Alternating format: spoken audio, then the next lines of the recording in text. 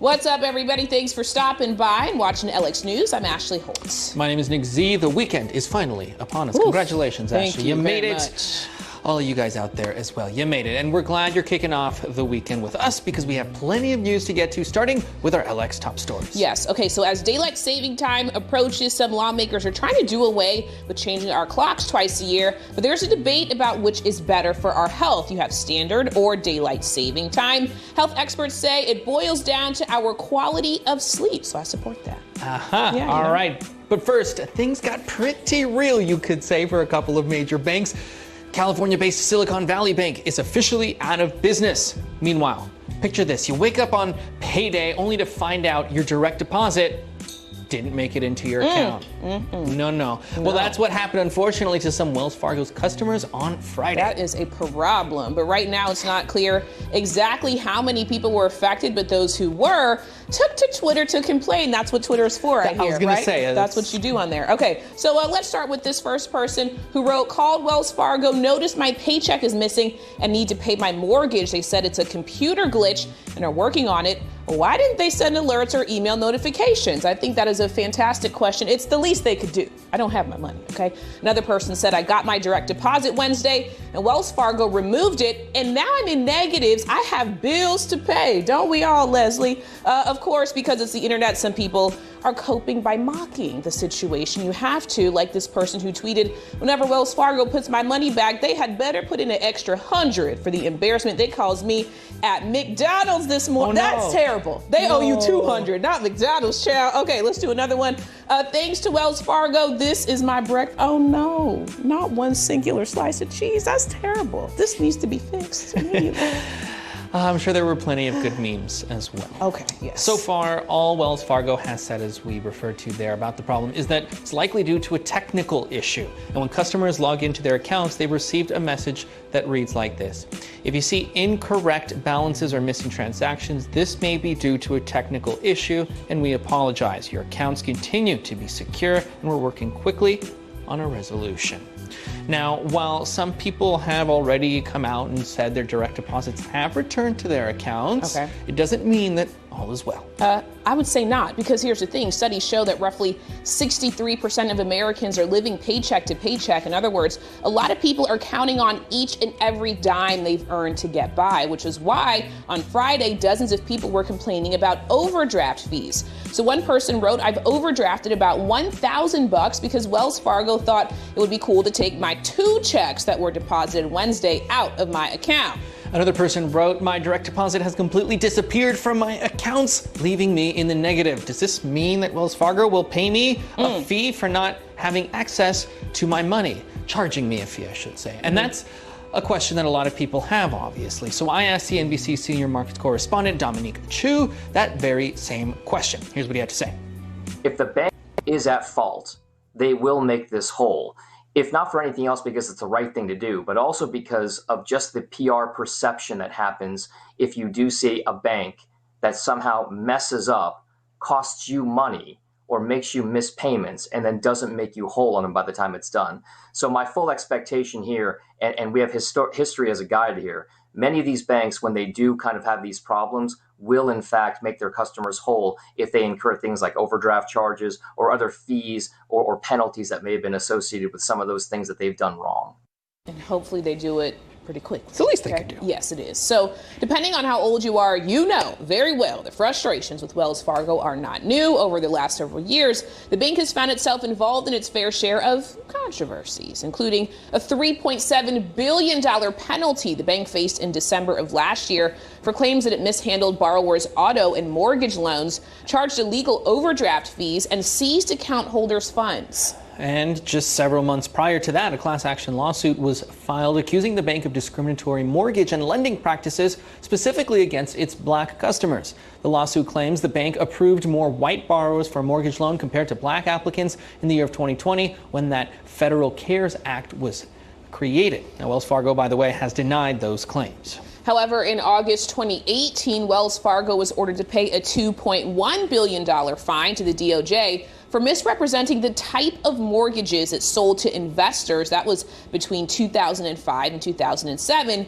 And a month prior, Wells Fargo refunded millions of dollars for charges related to add-on services like pet insurance and legal services it added onto customers' accounts without the customer's full knowledge. People got pet insurance? Yeah, you have to some places. Yeah. Oh, okay. So all this begs the question, why does Wells Fargo always seem to be in the middle of so much controversy? Well, I also asked CNBC's Dominic Chu that same question. Here's what he said. For Wells Fargo, many of the issues that we've seen with Wells Fargo have come from a regulatory standpoint. They obviously had a lot of issues with regard to some of the ways that they handled accounts for customers or open accounts. Those things, I think, are separate from some of the technical issues that they've had. The technical issues that they've had haven't been huge by comparison with regard to how they've impacted customers. It might feel a little uncomfortable sometimes to see perhaps missing transactions or a balance that's incorrect. At the same time, though, as long as the bank takes an active measure or can fix those problems pretty quickly, it doesn't mean that customers feel like they're going to leave the bank or feel like they need to take their deposits out. This is still one of the strongest banking institutions in the country right now. And for that reason, I'm not sure that there's a lot of panic with regard to Wells Fargo. All right, now at the top of the show, we mentioned Wells Fargo and another bank was having issues as well. The other bank is Silicon Valley Bank. It's the 16th largest in the country, and it has just shut down. Yeah, so on Friday, the California Department of Financial Protection and Innovation announced that it was taking over and closing its operations, marking the largest U.S. banking failure since the 2008 financial crisis. So what happened this time around? Well, we also asked Dominic that too. Silicon Valley Bank has a very, very tailored focus towards some of those tech startups and whatnot. In fact, the estimates are right now that Silicon Valley Bank has some kind of a banking relationship with around half or nearly half of all U.S. venture capital backed companies that are out there. So when it comes to how it unraveled so quickly, a lot of analysts and experts are looking at just the way that the communication of some of their possible financial problems kind of swirled and got a little bit more out of control. And the reason why I say that is because Silicon Valley Bank is on a relative basis a very strong bank. It was trying to raise money to shore up its balance sheet. And some folks and investors and entrepreneurs and venture capitalists in the area looked at it as a sign of weakness. And because of that, there was a fear that their money might not be there in a day, 2 days, 3 days, 4 days a week. So there was an effort to go and for a lot of these companies and venture capital investors to withdraw their money out. Now, when they have to take their money out in that quickly of a fashion, the bank has to make good on that. And if they don't have enough cash on hand to fund it, they sometimes have to sell the assets that they have that back up those accounts. And in this case here, the assets that they sold were sold at a loss. We all know that the Federal Reserve, America's central bank, has been on a campaign to fight inflation. And the way that they do that is by raising interest rates. They raise interest rates by selling bonds and taking cash out of the financial system. When they do that, they depress the value of the bonds. Many of those are held by banks in this country, not just Silicon Valley. But Silicon Valley Bank then was forced to sell some of those assets to make those client deposits and withdrawals whole, and they had to sell them at a loss. It's a lot.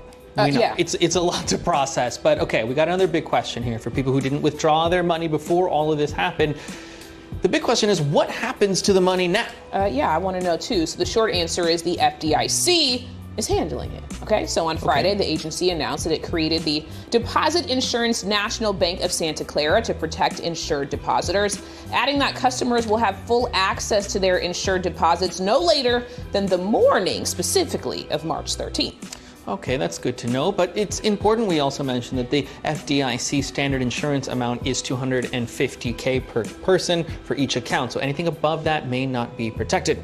Now, we mentioned earlier that the last time an incident of this magnitude was in the big financial crash of 2008. Right. So in light of the Silicon Valley closings, there are growing concerns about what this latest incident could mean for the banking industry. Dominic Chu addressed that too. Right now, it appears as though the fallout to this, and by the way, there has been fallout, but it seems as though at this moment, it's contained just to Silicon Valley Bank. Now, I say seems because there have been a number of other banking institutions, regional banks, mostly based on the West Coast or in the Western United States, that have seen their stock prices fall rather precipitously, pretty sharply, over the last couple of days in response to what's happening with Silicon Valley Bank. It's not necessarily because they have a direct tie to Silicon Valley Bank, but there's a fear that people will look at some of these banks and say, hey, is my money safe there? Do I have to pull it out as well? And that is what these regulators are trying to avoid. What they are trying to avoid is to have this contagion type effect, where this one instance at Silicon Valley Bank triggers a kind of lack of confidence in the banking system as a whole. And for right now, it doesn't seem as though people have to worry about these.